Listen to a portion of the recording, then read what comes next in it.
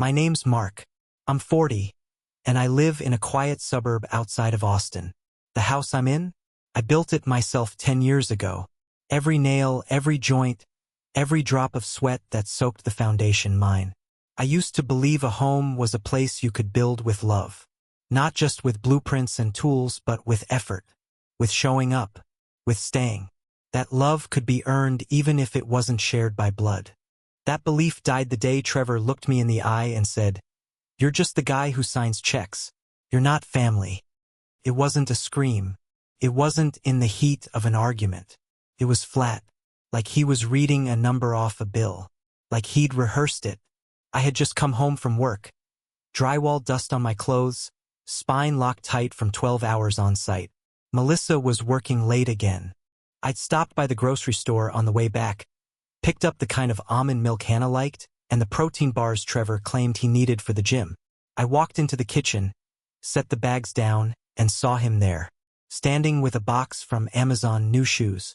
Not just shoes. High-end sneakers, $200, maybe more. Ordered with my card. Again, I didn't yell. I never yelled. "Trevor," I said, "you need to ask before you use my account." That's when he dropped it. "You're just the guy who signs checks. You're not family." He left the box on the counter and walked out. And that was it. That was the moment I stopped breathing like a man. Started breathing like a tenant. They'd only been living here 3 months. Melissa and the twins, 17 years old, Trevor and Hannah, moved in right after the new year. I thought it would feel like the start of something. New chapter. Real roots. I cleared the rooms myself, repainted, made space. Told Melissa, "This is home now, for all of us." They brought their things, their noise, their habits, and I bent. Gave them rules, yes, not demands. Boundaries. Clean up after yourself. No guests without asking. Quiet after 11. Nothing harsh. Nothing unreasonable. Just enough to keep order. But they treated the rules like suggestions. And Melissa treated my concern like an inconvenience. "Mark, they're just teenagers," she'd say. "Don't take it so seriously. Don't be so rigid." Rigid. That word stuck like a splinter. I paid for the phones, the groceries, the car maintenance, their insurance, dance lessons for Hannah, a gym membership for Trevor. They didn't ask. They expected. If I ever hesitated, even for a second, Melissa would tilt her head and say, "Well, it's just temporary. You said you wanted to help." I did. I wanted to help. But help doesn't mean servitude. I remember one night, maybe a few weeks before that moment in the kitchen. I came home and the whole place stank of weed. Empty soda cans in the sink. A stranger passed me on the stairs. Some kid from Trevor's school, reeking of cologne. I asked Trevor who he was. "Relax," he said, laughing. "It's just a few people. It's my house too, right?" I told Melissa. She looked tired, rubbed her eyes, said, "They're pushing boundaries. It'll pass. You need to pick your battles."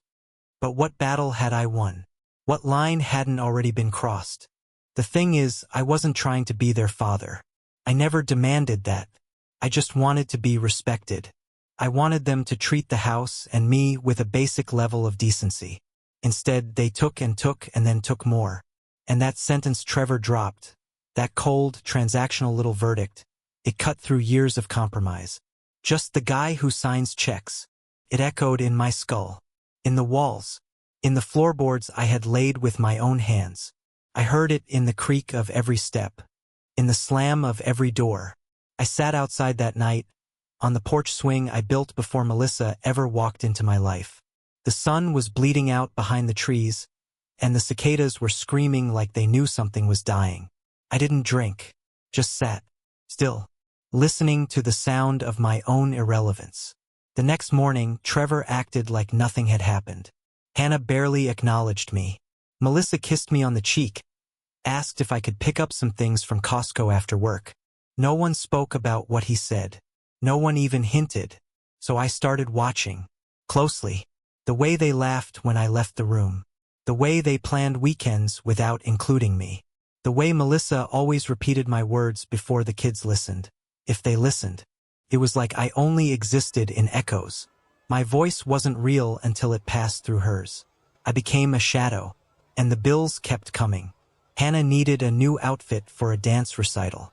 Trevor wanted money for a school trip he never bothered to tell me about until the form was already signed. The utilities spiked, and nobody said a word. Streaming services I never used.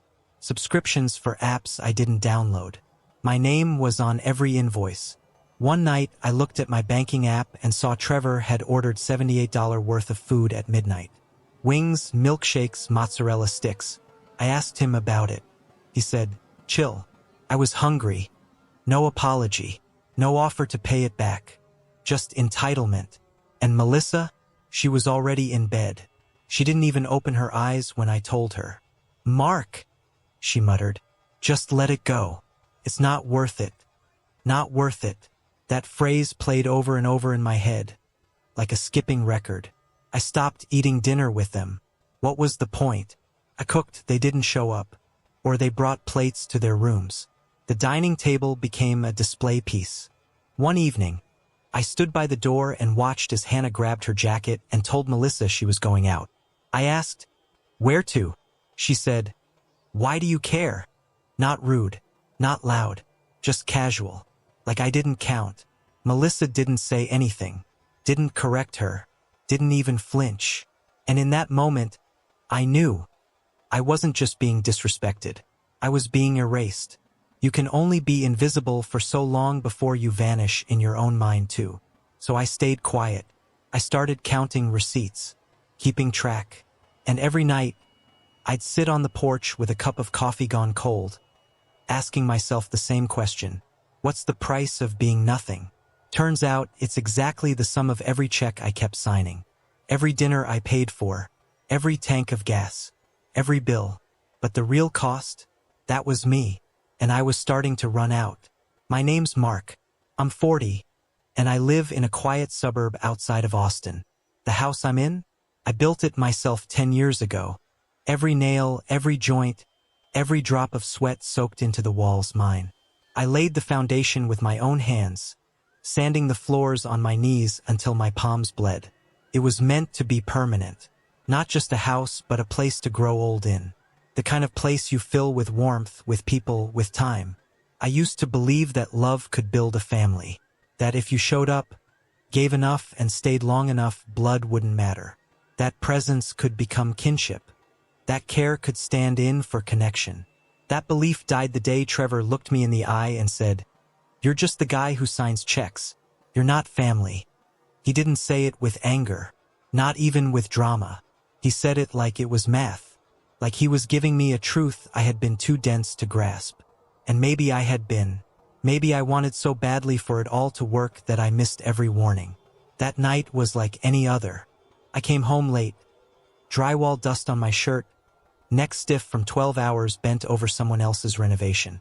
I was tired in that way only working men understand, not just physically but spiritually.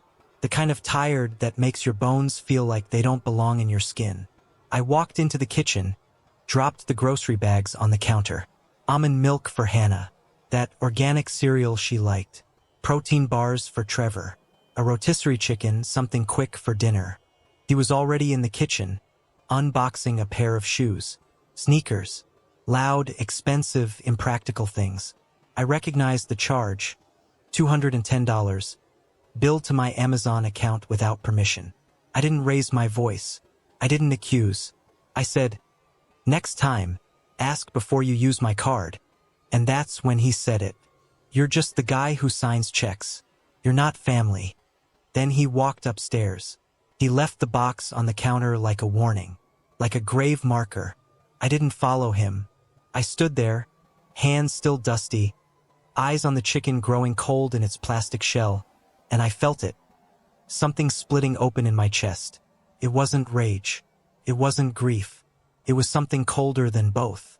A kind of stillness that told me a truth I had refused to name. They didn't see me. They used me.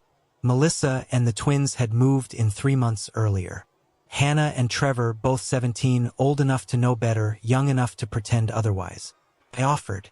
I told Melissa it made sense. She was paying rent somewhere else, scraping by. I had space.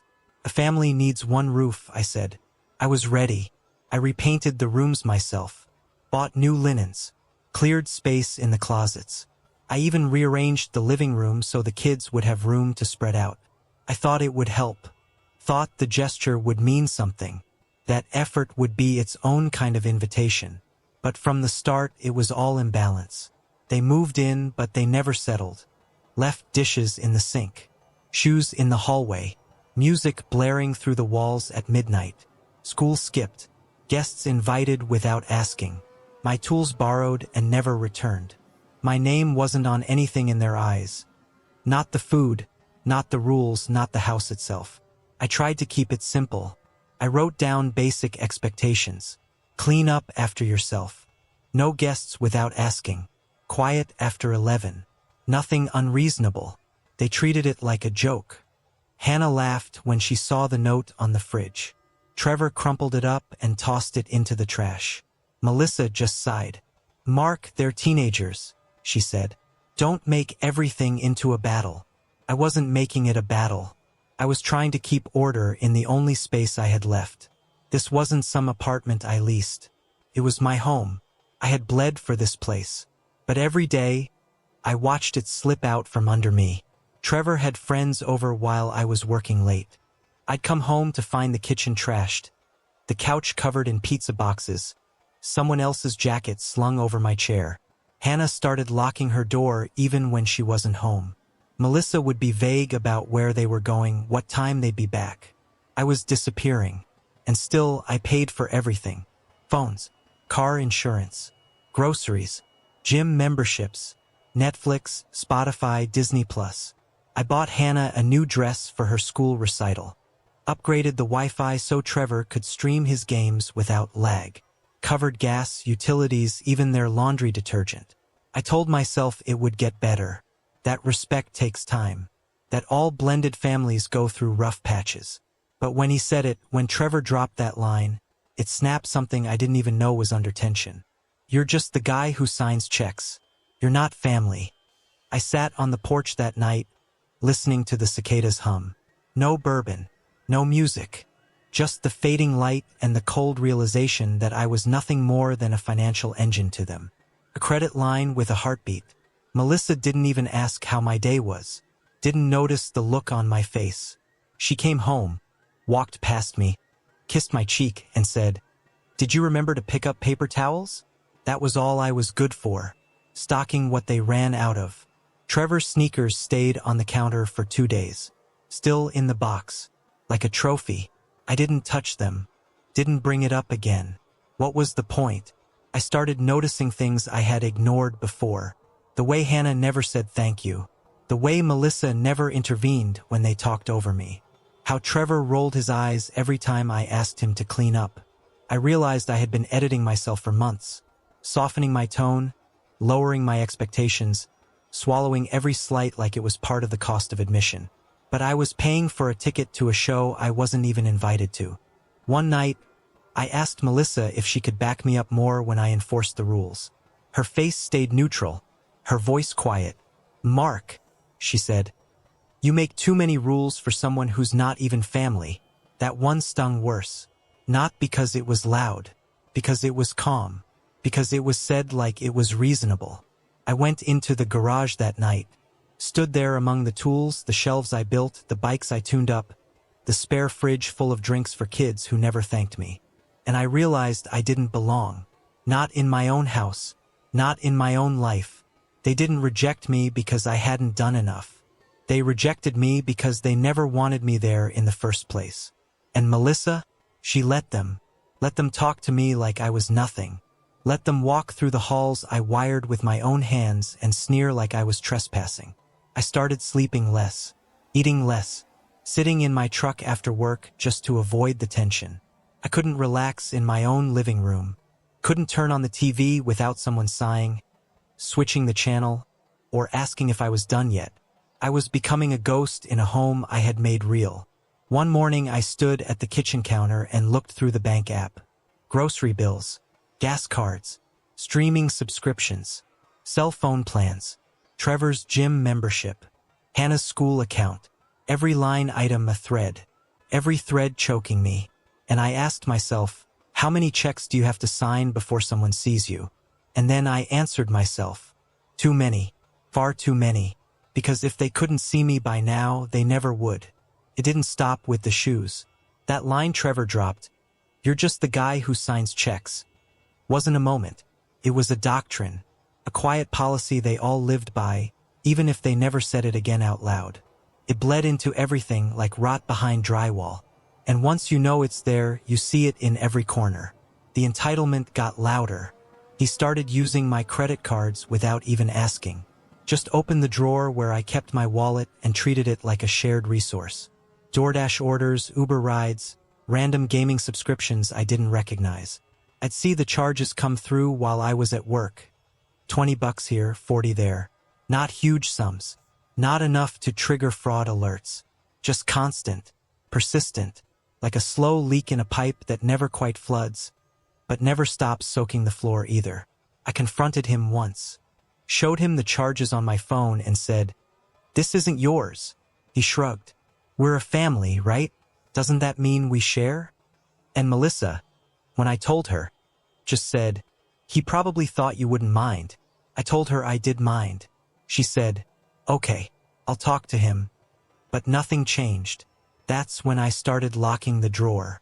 And that's when he started making comments about trust and how I treat him like a criminal. He didn't see the contradiction. Because in his mind, my resources were communal, his behavior was private. I noticed he started filling up his gas tank more often. I checked the card, it was mine. I asked Melissa if she gave him access. "No," she said. "But maybe he just assumed." Assumed. They all assumed. Assumed I'd pay. Assumed I'd drive. Assumed I'd say yes or stay quiet or clean up. Assumed that what was mine was theirs, and what was theirs wasn't my business. It got bolder.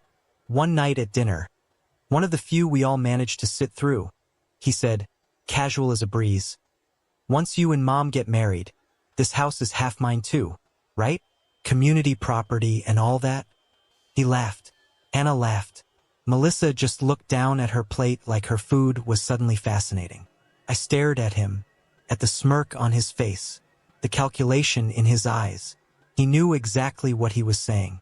I waited for Melissa to say something, to correct him, to remind him that this house was mine.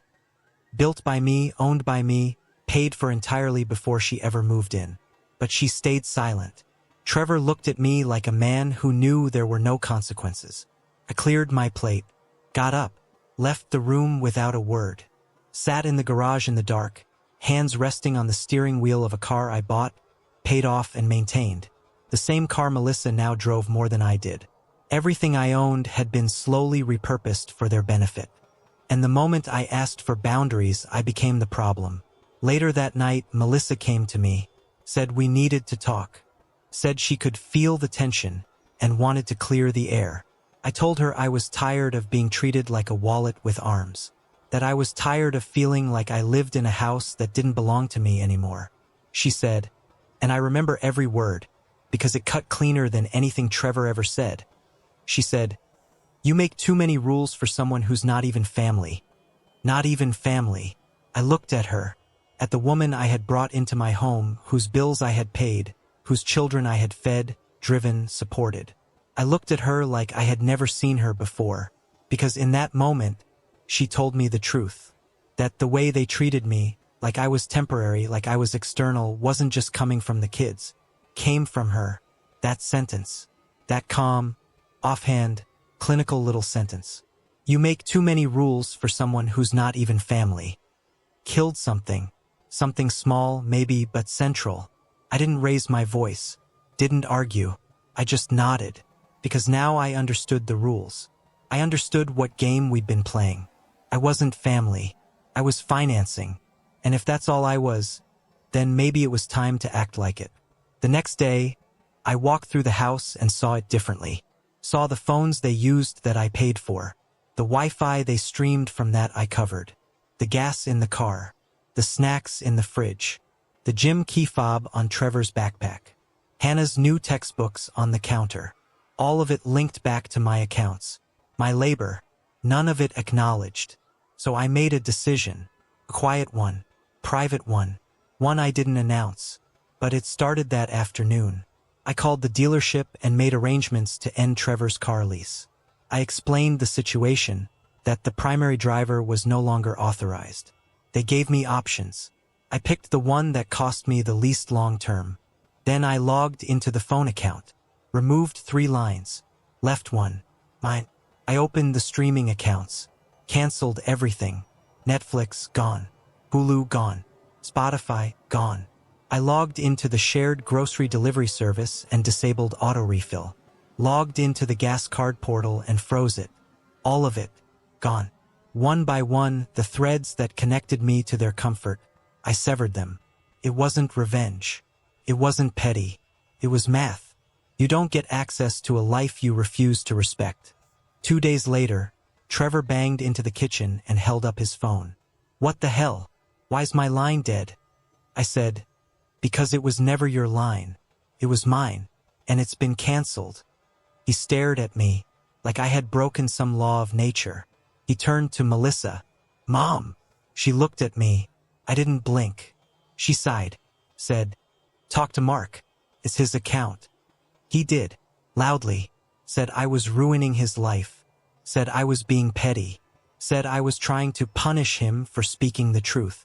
I said, you told me I'm not family, so I'm not acting like I am. He stormed out. Melissa followed me into the garage that night, asked what I was doing, asked if I was trying to start a war. I told her no.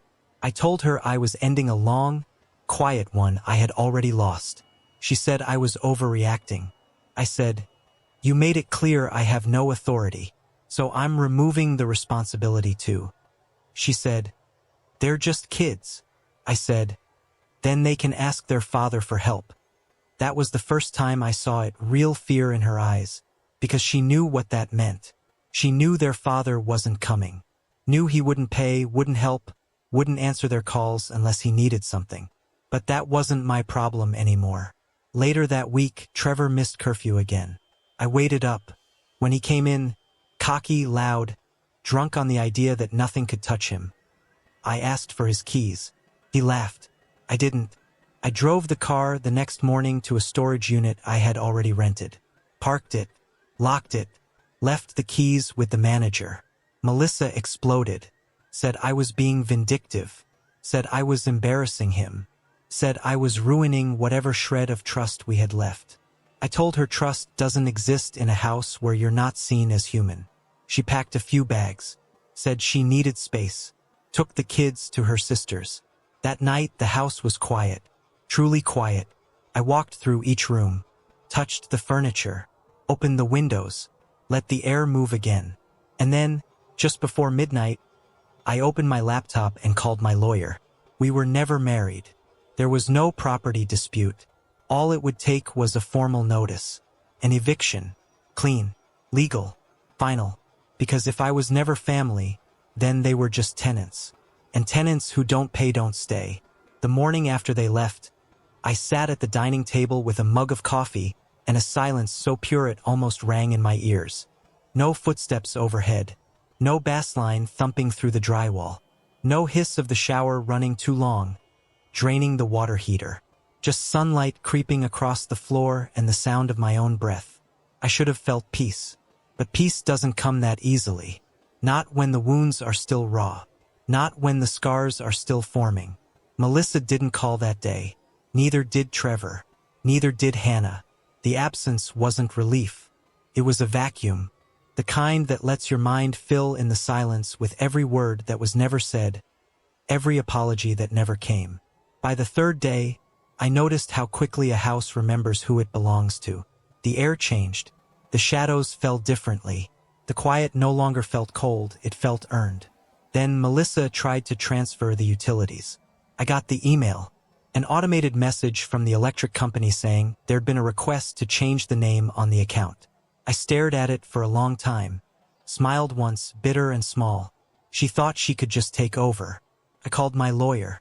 Melissa's trying to transfer ownership of the house? No, I said. She's trying to pretend she ever had any. We filed the notice that afternoon. No fights, no mess, no drawn-out custody battles or alimony negotiations. We'd never signed a marriage license. Legally, they were guests, and now they were guests without invitation. The eviction was clean. Just a letter. Just a date. The locks were changed by the end of the week. Melissa texted once. "You're going to regret this." I didn't reply, because I had already regretted too much. The following week, I began the purge. First came the physical things. The clothes in the laundry room. The makeup bottles in the bathroom drawers. The shoes scattered by the front door like they owned the space. I bagged everything neatly, labeled it, stacked it in the garage. I wasn't cruel. I just didn't want them infecting the corners of my life anymore.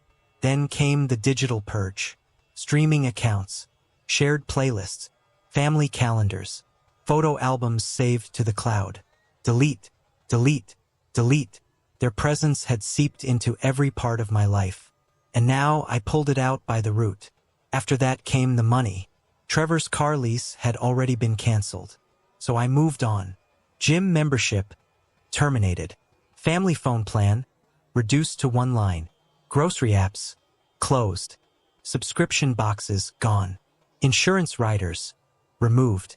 Every financial vein they fed from, severed. The college fund I had started for Hannah, frozen. The emergency savings I'd quietly built for Melissa, transferred out. I pulled my name off everything. Because if I was no one to them, I'd be no one to their future. Took 3 days to unravel. Years of sacrifice, undone in a matter of clicks and signatures. And with every cancellation, I felt lighter. Not free, not yet, but unburdened. As if I'd been carrying a house on my back that I thought was a family, only to realize it was just dead weight. The messages started a week later. Hannah texted first. "Hey, can I ask why my phone isn't working?" I stared at the screen. Thumb hovered. Then I locked the phone and put it away. 2 days later. "Mark, my school stuff's on that plan. I can't access my notes. Can you fix it, please?" I didn't reply, not because I wanted to punish her, but because I had finally accepted the truth. They never saw me as someone who mattered, only someone who solved problems. Trevor's message came after that. "This some kind of lesson?" I didn't answer. Then, a second text. "Mom said you changed the locks. Real classy." And then, "You're a real piece of work." I left it unread. The text stopped, but the tension didn't. Melissa called me from an unknown number. I answered out of reflex. "You think you can just erase us?" "No," I said. "I think I already did. You're punishing the kids for not loving you." "No, I'm just done paying to be hated." "You think this makes you noble? It makes you small." "No," I said again, calm and slow. "It makes me free." Click. The following weekend, I went to the hardware store. Bought new paint, new fixtures, new locks. Not just for security, for reclamation. This was mine again. I repainted Hannah's old room first. She'd covered the walls in magazine cutouts and stickers, things she'd never bothered to take down.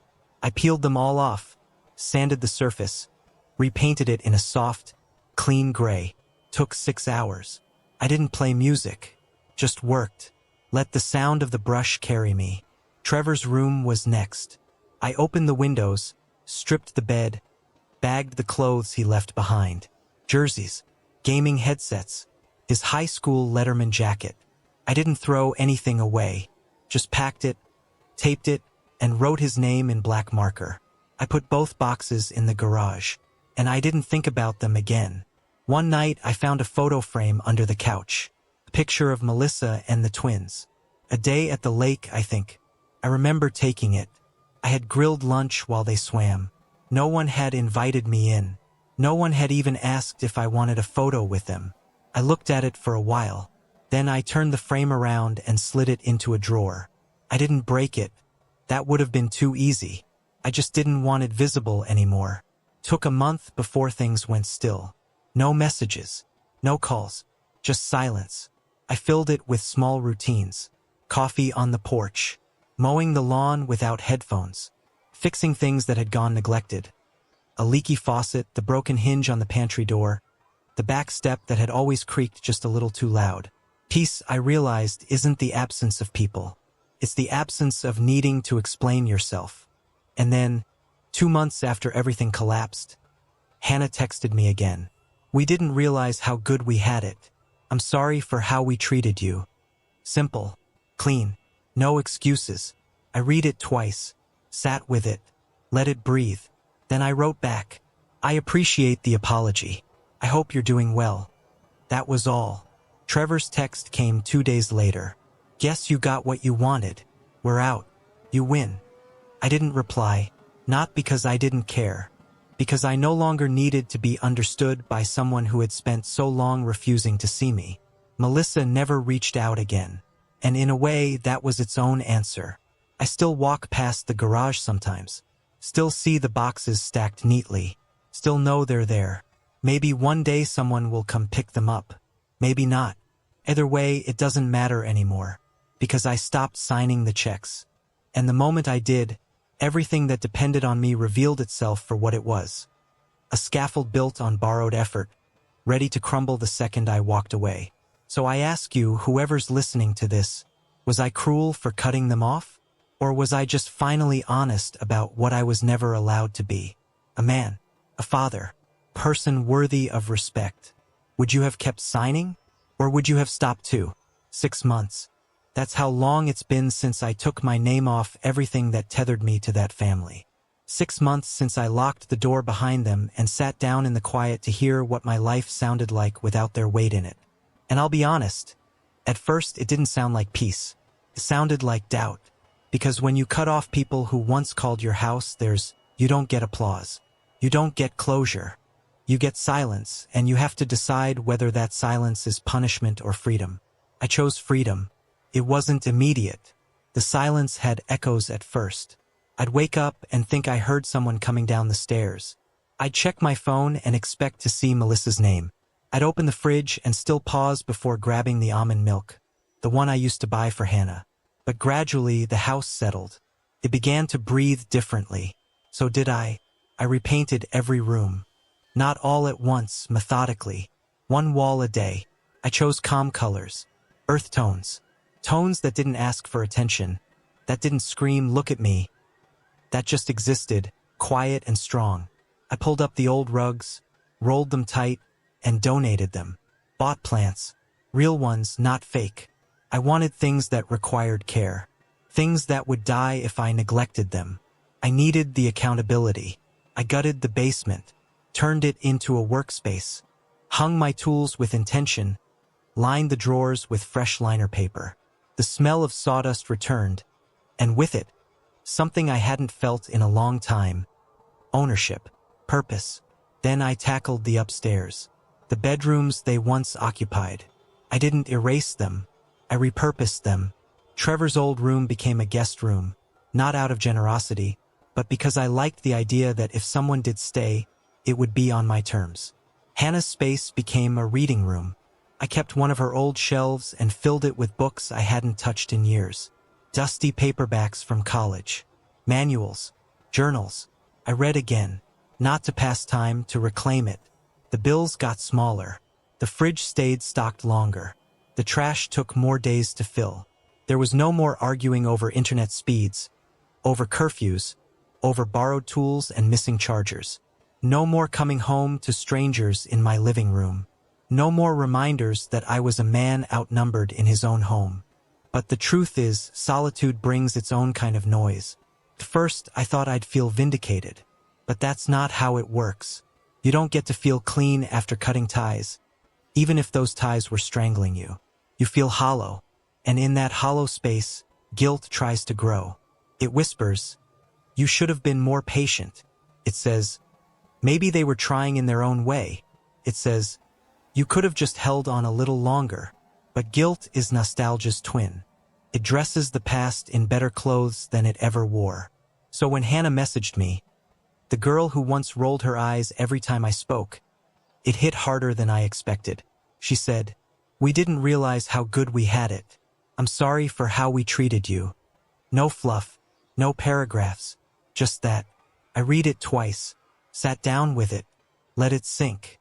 And then I replied, "Thank you. I hope you're doing well." That was it. I didn't ask for more. I didn't open the door. I just acknowledged the gesture and held the line. Trevor messaged 2 days later. His was different. "Guess you got what you wanted. We're gone. You win." Still angry, still prideful, but I heard the fear in it, the uncertainty. I didn't respond, because I wasn't interested in revenge. I was interested in ending the transaction. If respect wasn't part of the exchange, then neither was my time. Melissa never messaged again. Not after the eviction. Not after the locks changed. She disappeared as if she had never lived here. I assume they're staying with her sister, or maybe she scraped together a rental. I don't know. I haven't asked. And that's what people don't talk about. How much restraint it takes not to ask. To not check in. To not peek. It's easy to block someone. Harder to forget them. Hardest to forgive without reopening the wound. I forgive her quietly, but I also know that if she knocked on my door tonight, I wouldn't let her in. Because I finally learned what forgiveness is. It's not reconciliation. It's refusal to let anger dictate your peace. I see it more clearly now what I was to them. Not a man. Not a protector. Just a stopgap. A sponsor. A placeholder until life gave them something better. Someone better. And yet, in all the ways that mattered, I was the foundation. I paid the bills. I kept the lights on. I cooked the meals, fixed the things they broke, and showed up every day even when they made it clear they didn't want me there. And when I stopped showing up, the house didn't collapse. They did. They didn't text because they missed me. They texted because they needed something. But I no longer needed to give. I didn't owe them my presence, or my forgiveness, or my money. I owed myself peace and dignity, and for the first time in years, I chose both. People say that when you cut off someone toxic, you should do it with love, with grace. But what if they never showed you love? What if they showed you entitlement, disdain, silence? Do they still deserve a soft landing? Or are you allowed to walk away without offering a pillow to the same hand that slapped you? I chose to walk away. And no, I don't feel noble. I feel real. I feel like a man who finally believed his own